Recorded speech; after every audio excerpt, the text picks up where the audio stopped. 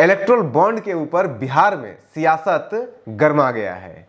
कल एक स्टेटमेंट आया है जेडीयू का और उस जेडीयू के स्टेटमेंट के बाद गरमाया है बहुत तेजी से। आज अखबार में अगर आप देखेंगे तो एक आपको खबर मिलेगी कि जेडीयू ने कहा है कि 10 करोड़ रुपए का 1-1 करोड़ रुपए का 10 बॉन्ड किसी ने उनके दरवाजे पर रख करके चले गए और उन्हें पता नहीं है किसने दिया है। ये इसके ऊपर आरजेडी एकदम पीछे पड़ गई है कि ये जो है वो जेडीयू के ऊपर आरोप लगा रही है, ये लोग करप्ट है, ये लोग छुपाते हैं चीजों को, ये लोग बताते नहीं है क्या है। लेकिन सच्चाई कुछ और है। मुझे तरस आता है जेडीयू के ऊपर, जेडीयू के नेताओं के ऊपर और जेडीयू के जो स्पोक पर्सन है, इनके इंटेलेक्चुअल बैंकरप्सी के ऊपर मुझे तरस आता है। लेकिन हमें उससे कोई लेना देना नहीं है। हम आपको आज बताएंगे इस पूरे मामले की पूरी सच्चाई क्या है। मेरे पास 3 रिपोर्ट पड़ा हुआ है। ये है सुप्रीम कोर्ट ऑफ इंडिया का 15 फरवरी 2024 का वर्डिक्ट जो 232 पेजों का था और इसी वर्डिक्ट के आधार पर सुप्रीम कोर्ट ऑफ इंडिया ने एसबीआई से मांगा, कहा कि आप इलेक्शन कमीशन ऑफ इंडिया को सारा रिपोर्ट दीजिए और फिर इलेक्शन कमीशन ऑफ इंडिया को एसबीआई ने रिपोर्ट दिया है। उसके बाद फिर एक रिपोर्ट हमारे पास जो है वो रिपोर्ट है जो कल 15 मार्च को सुप्रीम कोर्ट ऑफ इंडिया को इलेक्शन कमीशन ऑफ इंडिया ने एसबीआई से डेटा लेकर के दिया है कि किस कंपनी ने किस तारीख को कितना रुपया दिया है इलेक्ट्रल बॉन्ड और किस पार्टी ने किस तारीख को कितना इलेक्ट्रल बॉन्ड का जो है वो एनकैश किया है या उसको भंजाया है। और एक तीसरी रिपोर्ट है, एडीआर की रिपोर्ट है, एसोसिएशन फॉर डेमोक्रेटिक रिसर्च की रिपोर्ट है। उस रिपोर्ट के अनुसार किस पार्टी ने खुद बताया था उनको 2023 में, सितंबर 2023 का ये रिपोर्ट है। इसमें अलग अलग पार्टियों ने खुद बताया था कि मुझे कॉर्पोरेट से इतना फंडिंग आया है, इलेक्ट्रल बॉन्ड से इतना आया है और छोटे छोटे फंडिंग इतने आए हैं। ये 3 रिपोर्ट है और इस 3 रिपोर्ट के बाद कल एक और सुप्रीम कोर्ट का नोटिफिकेशन आया है। एसबीआई को सुप्रीम कोर्ट ऑफ इंडिया ने कहा है कि आपने जो इलेक्शन कमीशन ऑफ इंडिया को यानी कि एसबीआई ने जो इलेक्शन कमीशन ऑफ इंडिया को डेटा दिया है वो 12 अप्रैल 2019 से अभी तक का दिया है।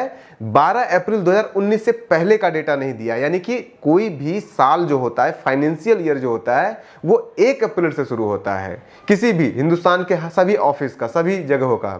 लेकिन जो इन्होंने डेटा जारी किया है एसबीआई ने वो 1 से लेकर के 11 अप्रैल तक खा गए हैं ये लोग और 12 अप्रैल से लेकर आगे का डेटा जारी किया है। तो सुप्रीम कोर्ट ऑफ इंडिया ने कल ही ये नोटिस जारी किया है एसबीआई को कि आप 1 से लेकर के 11 अप्रैल तक का डेटा जारी कीजिए और उसमें 4002 करोड़ रुपए का डेटा जारी इन लोगों ने नहीं किया है, जो 1 और 11 अप्रैल के बीच में लोगों ने बॉन्ड, अलग अलग पार्टियों ने बॉन्ड नगद किया है और अलग अलग कंपनियों ने जारी किया है। और ये पांचों जो 3 रिपोर्ट है और 5वां वो जो कल सुप्रीम कोर्ट का नोटिफिकेशन है, ये पांचों लिंक्ड है। और जो जदयू का बैंकरप्सी है इस मामले पे जो उन्होंने कहा कि लिफाफा फेंके गए हैं, उसका आरजेडी का जो आरोप लगाया है वो इससे लिंक्ड है। और इसके बाद एक बात और हम आपको बताएंगे कि किस तरह से आरजेडी 2 बार सत्ता में रही है, दोनों बार उनका फंडिंग, पॉलिटिकल फंडिंग मुझे लगता है कि पूरे हिंदुस्तान में सबसे तेजी से बढ़ा है उस 1 साल के दौरान। और वो कैसे, ये सारा चीज हम आपको बताएंगे। अब स्टार्ट करते हैं शुरू से, स्टार्ट करते हैं इस सुप्रीम कोर्ट ऑफ इंडिया के वर्डिक्ट के से। सुप्रीम कोर्ट ऑफ इंडिया के इस वर्डिक्ट में जो 15 फरवरी 2024 को मिला था, पिछले महीने, यानी कि 1 महीने से ऊपर हो गया है। इस वर्डिक्ट में एडीआर ने इसके ऊपर फाइल किया था रिट पिटीशन। इस रिट पिटीशन को 15 तारीख का इसका रिपोर्ट आया और इसी के आधार पे एसबीआई से मांगा गया डेटा सारा। तो इसमें एडीआर ने अपना रिपोर्ट दिया था सुप्रीम कोर्ट ऑफ इंडिया को और सुप्रीम कोर्ट ऑफ इंडिया ने इसमें सारा डेटा दिया है कि किस पार्टी ने कितना फंडिंग लिया है टोटल इलेक्ट्रल बॉन्डिंग से और बाकी दूसरे सोर्स से, कॉर्पोरेट फंडिंग से या फिर इलेक्ट्रल ट्रस्ट से, अलग अलग तरीके से कितना लिया है। इसके हिसाब से जो 15 फरवरी यानी 1 महीने पहले जो पार्टी ने खुद बोला है कि मुझे इतना मिला है, वो इलेक्शन कमीशन ने या फिर एसबीआई ने नहीं बताया है। ये पार्टी ने खुद अपना एडीआर को दिया था कि देखो मुझे इतना मिला है, मुझे इतना मिला है, मुझे इतना मिला है। कहां से मिला है ये नहीं बताते हैं एडीआर को, मुझे बस इतना टोटल फंडिंग मिला है इलेक्ट्रल बॉन्ड से, मुझे इतना मिला है कॉर्पोरेट फंडिंग से, मुझे इतना मिला है बाकी छोटे इलेक्ट्रल ट्रस्ट से या फिर छोटे छोटे फंडिंग से मिला है। इस 24 के फरवरी वाले report supreme court of India के वर्डिक्ट के अनुसार जेडीयू को 2017-18 में 1 रुपया भी इलेक्ट्रल बॉन्ड नहीं मिला था, 18-19 में 1 रुपया भी नहीं मिला है, 19-20 में 13 करोड़ रुपया मिला है। और यही है 13 करोड़ रुपया, इसी को आप ध्यान से रखिएगा। 19-20 में पार्टी ने, जेडीयू ने एडीआर को खुद कहा कि मुझे 13 करोड़ रुपया मिला है इलेक्ट्रल बॉन्ड से, लेकिन जो एसबीआई ने जो सुप्रीम कोर्ट ऑफ इंडिया को अभी 15 मार्च को, यानी कि ये 15 फरवरी का है और ये 15 मार्च का है, 15 मार्च को एसबीआई ने जो डेटा दिया है उसमें एसबीआई ये कह रही है कि जेडीयू को 2019-20 के दौरान पूरे साल में मात्र 3 करोड़ रुपया मिला है। यानी कि सुप्रीम कोर्ट का 15 फरवरी वाले में जेडीयू कह रही है कि मुझे मिला है 13 करोड़ और एसबीआई कह रही है कि नहीं जेडीयू को तो 3 ही करोड़ रुपया मिला है पूरे 19-20 के दौरान। 13 करोड़ कह रही है कि जेडीयू हमने लिया है, सुप्रीम कोर्ट ऑफ इंडिया में एसबीआई कह रही है कि नहीं हमने 3 ही करोड़ इनको दिया है। तो ये 10 करोड़ कहां से आया? इसी 10 करोड़ को लेकर के आरजेडी बवाल मचाए हुए है और इसी 10 करोड़ के ऊपर 10 करोड़ के बारे में जेडीयू ने अटपटा सा बयान दिया है कि उनको कोई लिफाफा में डाल करके फेंक के चला गया था 10 करोड़ रुपया कहीं से और इन्होंने उसको जाकर के एनकैश कर लिया।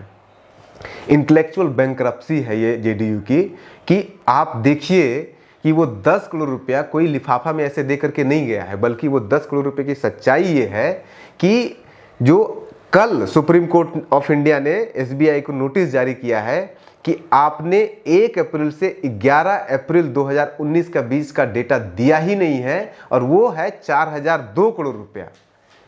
तो ये जो 10 करोड़ जदयू का कम पड़ रहा था, जो जदयू कह रही कि 13 करोड़ हमने दिया है, एसबीआई कह रही कि 3 ही करोड़ लिया है, वो 10 करोड़ गैप वहां पे है। 10 करोड़ गैप इन्होंने जो लिया है जदयू ने, वो 1 अप्रैल से लेकर के 11 अप्रैल के बीच में इनको पैसा मिला है। लेकिन जेडीयू के स्पोक पर्सन या जेडीयू के नीचे मठाधीशों को या जेडीयू के नेताओं को इतना भी ज्ञान नहीं है कि वो इस चीज को देखें कि 1 अप्रैल से 11 अप्रैल के बीच में इन्होंने कोई डेटा ही नहीं दिया है एसबीआई ने। तो वो 10 करोड़ वाला डेटा कहां से आएगा? और वो 4002 करोड़ रुपए का डेटा है, उसमें से 10 करोड़ होगा जेडीयू का, पूरी संभावना इसकी है। तो ये हुआ जेडीयू का मामला, जो कि जेडीयू के कोई भी नेता समझ नहीं पाए। अब आइए आरजेडी के ऊपर। आरजेडी ने इसमें घोटाला किया है। आरजेडी ने कैसे घोटाला किया है वो मैं आपको बताता हूं। आरजेडी ने सुप्रीम कोर्ट ऑफ इंडिया में जो 15 फरवरी को जारी किया था, आरजेडी ने बताया था एडीआर को और एडीआर ने जाके सुप्रीम कोर्ट को सौंपा था। उसके हिसाब से आरजेडी को साल 2019-20 में 2.5 करोड़ रुपया मिला था इलेक्ट्रल बॉन्ड से। और अगर आप एसबीआई का डेटा देखेंगे 19-20 का, तो आपको बिल्कुल ऐसे ही सेम डेटा मिलेगा, क्योंकि 16 अप्रैल 2019 को 10-10 लाख रुपए का 10 बॉन्ड आरबीआई को आरजेडी को मिला है, यानी कि 1 करोड़ रुपया। 10 लाख गुने 10 बॉन्ड 1 करोड़ रुपया हो गया। फिर 24 अप्रैल 2019 को मिला है इनको 15 बॉन्ड 10-10 लाख रुपया का, यानी कि ये हो गया 1.5 करोड़। तो 1.5 और 1 हो गया 2.5 करोड़ रुपया टोटल। तो 2.5 करोड़ रुपया इन्होंने पहले भी बताया था, एडीआर को भी बताया, सुप्रीम कोर्ट ऑफ इंडिया को 15 फरवरी वाले वर्डिक्ट में भी बताया है और एसबीआई ने भी कहा है कि हाँ 2.5 करोड़ है, यहाँ पे बिल्कुल साफ है ये। लेकिन असल खेल है 2020-21 में। 2020-21 में सुप्रीम कोर्ट ऑफ इंडिया में जो 15 फरवरी वाला जजमेंट है, उसमें आरजेडी ने कहा है कि हमें इलेक्ट्रल बॉन्ड से 2020-21 के दौरान 1 रुपया भी नहीं मिला है। लेकिन जो एसबीआई ने डेटा जारी किया है 15 तारीख को, अभी 15 मार्च को, उसमें एसबीआई कह रही है कि नहीं, आरजेडी ने 29 अक्टूबर 2020 को 1 करोड़ रुपए का एक बॉन्ड भंजाया है। यानी कि ये जो 1 करोड़ का बॉन्ड है ये आरजेडी छुपा ली है, ये आरजेडी ने घपला किया है। ये सीधा सीधा आरोप है। आप अगर इसे हमारे न्यूज पोर्टल के थ्रू, ये जदयू तो कर नहीं पा रही है, आरजेडी कोई और कर नहीं पा रही है, तो हम ये डायरेक्ट आरोप लगा रहे हैं कि ये 1 करोड़ रुपया को छुपाया गया है आरजेडी के द्वारा। अब आइए एक और पॉइंट जो मैंने आपको बताया था कि कैसे जब जब आरजेडी सत्ता में आती है तब तक उनका जो फंडिंग है, इलेक्ट्रल बॉन्ड हो या कॉर्पोरेट फंडिंग है, कोई भी फंडिंग हो, वो 1-2 गुना नहीं 50 गुना बढ़ जाता है 1 साल के भीतर। कैसे, वो मैं आपको बताता हूं। 2005 में सत्ता से बाहर जाने के बाद आरजेडी को सत्ता में वापस लौटने का मौका मिला 2015 में नवंबर के एंड में उनकी सरकार। 2016-17 में पूरे साल ये दोनों सत्ता में साथ में ही थे। 2017 में जाकर के जुलाई में जाकर के इनका सरकार हटता है। तो 2016 के अप्रैल से लेकर के 2017 के मार्च तक ये दोनों साथ में ही थे। पूरे साल का आप डेटा देखिए। 2016-17 फाइनेंशियल ईयर में आरजेडी को टोटल फंडिंग हुआ है 57 करोड़ 95 लाख रुपए और जेडीयू को कितना हुआ है 12 करोड़ 3 लाख रुपए। कहाँ जेडीयू को 12 करोड़ 3 लाख रुपए और कहाँ आरजेडी को 57 करोड़ 95 लाख रुपए। कहीं कोई जोड़ नहीं है। लगभग 6 गुना 12 पंजे 60 5 गुना ज़्यादा फंडिंग है। एक पार्टी जेडीयू जो 2005 से लगातार सत्ता में है, मुख्यमंत्री उनका है, उसके बावजूद उन्हें मिलता है फंडिंग 12 करोड़ 3 लाख रुपए। और एक पार्टी जो 2005 से लगातार सत्ता से बाहर में थी, उसको एक साल के भीतर मिलता है 57 करोड़ 95 लाख रुपए। उसके बाद फिर 17 के जुलाई में ये लोग सत्ता से बाहर हो जाते हैं, फिर से एनडीए की सरकार बन जाती है, बीजेपी और ये लोग जेडीयू साथ में आ जाती है, इनको बाहर कर दिया जाता है। लेकिन फिर से एक बार मौका मिलता है इनको वापस आने का। 2022 में ये जुलाई में अगस्त में ये लोग फिर से महागठबंधन की सरकार बनती है, जेडीयू और आरजेडी की सरकार बनती है। तो 2022 को आप छोड़ दीजिए, अब आइए 2023 में। 2023 में जो सिर्फ इलेक्ट्रल बॉन्ड का मैं आपको बता रहा हूं, 2023 में इलेक्ट्रल बॉन्ड से आरजेडी को जो टोटल फंडिंग हुई है अप्रैल 2023 से लेकर के जनवरी 2000, क्योंकि जनवरी में 25 जनवरी को उनका सरकार खत्म हो गया था, फिर से बीजेपी और नीतीश कुमार मिल गए थे। तो 1 अप्रैल 2023 से लेकर के 20 जनवरी यानी कि 25 जनवरी 2024 तक 10 महीने के भीतर आरजेडी ने कलेक्ट किया है सिर्फ इलेक्ट्रल बॉन्ड से 72 करोड़ 89 लाख रुपए, सिर्फ 10 महीने के भीतर। और इसी 10 महीने के भीतर जेडीयू को इलेक्ट्रल बॉन्ड से 1 रुपया भी नहीं मिला है। ये डिफरेंस है इन दोनों पार्टियों का। आपको मैं एक एक डेट वाइज डेट आपको पूरा बता देता हूं कि आरजेडी को किस तारीख को कितना बॉन्ड मिला है। 16 अप्रैल 2019 को 10 लाख का 10 बॉन्ड मिला था 1 करोड़ रुपया। 24 अप्रैल को 15 बॉन्ड मिला है 10-10 लाख का 1.5 करोड़ रुपया। 29 अक्टूबर को 1 बॉन्ड मिला है 1 करोड़ रुपये का। 18 जुलाई 2023 को मिला है 17 बॉन्ड 10-10 लाख रुपए का, यानी कि 1 करोड़ 70 लाख रुपए। फिर 18 जुलाई को ही 19 बॉन्ड मिला है 1-1 करोड़ रुपया, यानी कि 19 करोड़ रुपया एक डेट में। फिर 19 जुलाई 2023 को मिला है इनको 23 बॉन्ड 10-10 लाख रुपए का, यानी कि 2 करोड़ 30 लाख रुपए। फिर 19 जुलाई को ही इनको मिला है 9 बॉन्ड 1-1 करोड़ रुपए का, यानी कि 9 करोड़ रुपए हो गए। फिर 19 अक्टूबर 2023 को मिला है 24 बॉन्ड 10-10 लाख रुपए का, यानी कि 2 करोड़ 24 लाख रुपए हो गए। उसके बाद फिर 20 अक्टूबर को इनको मिला है 9 बॉन्ड 1-1 लाख रुपए का, यानी कि ये हो गया 9 लाख रुपए। फिर 11 अक्टूबर 2023 को इनको मिला, 20 अक्टूबर को ही फिर दोबारा इनको मिला है 8 बॉन्ड 10-10 लाख रुपए का, यानी कि हो गया 80 लाख रुपए। फिर 20 जनवरी 2024 को इनको मिला है 15 बॉन्ड 1-1 करोड़ का, यानी कि 15 करोड़ रुपया। यानी कि इन सबको जोड़ेंगे 19 से लेकर के आप अगर 20 जनवरी तक, 25 जनवरी को इनकी सरकार जाती है, 20 जनवरी तक अगर आप जोड़ेंगे तो सिर्फ इलेक्ट्रल बॉन्ड से आरजेडी को मिला है 76 करोड़ 39 लाख रुपए। और इसी 2019 से लेकर के 2024 जनवरी तक अगर आप जेडीयू का देखेंगे तो उनको मिला है मात्र 14 करोड़ रुपए। अगर वो 10 करोड़ जो वो कह रहे हैं, अगर उसको भी आप जोड़ देंगे तो वो हो जाता है 24 करोड़ रुपए। कहाँ 24, कहाँ 76 करोड़ रुपए। तो अब ये चीज, इस डेटा को जेडीयू क्यों नहीं समझ पाती है, ये तो जेडीयू जानेगा।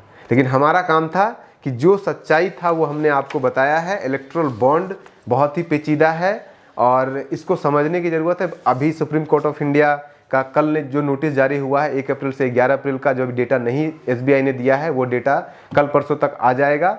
2402 करोड़ का है, उसमें फिर से कुछ न कुछ और राज खुलेंगे और उसको लेकर के हम फिर से आपके लिए एक वीडियो बनाएंगे। इसके ऊपर जो 2015, 16 और 17 में मिला था आपको आरजेडी और जेडीयू के को फंडिंग, उसके ऊपर हमने एक पहले भी वीडियो बनाया था, उस वीडियो का भी जो डिस्क्रिप्शन बॉक्स में लिंक हम आपको दे देंगे, वो भी आप देख सकते हैं। और एक और हमने इलेक्ट्रल बॉन्ड पे वीडियो बनाया है, जो भागलपुर खगड़िया का जो पुल है, जो गंगा पुल है, उस पुल में किस तरह से 75 लाख रुपए बीजेपी ने इलेक्ट्रल बॉन्ड से उसी कंपनी से पैसा लिया जो वो कंपनी बना रही थी वहां पे, उसके ऊपर भी हमने एक वीडियो बनाया, उसका भी लिंक इस वीडियो के डिस्क्रिप्शन बॉक्स में डाल देंगे, वो भी आप देख लीजिएगा। बने रहिए न्यूज हंटर के साथ, क्योंकि हम खबर के पीछे की खबर दिखाते हैं, खबर से बढ़कर खबर दिखाना हमारा मोटो है, हम सिर्फ खबर नहीं दिखाते हैं। नमस्कार।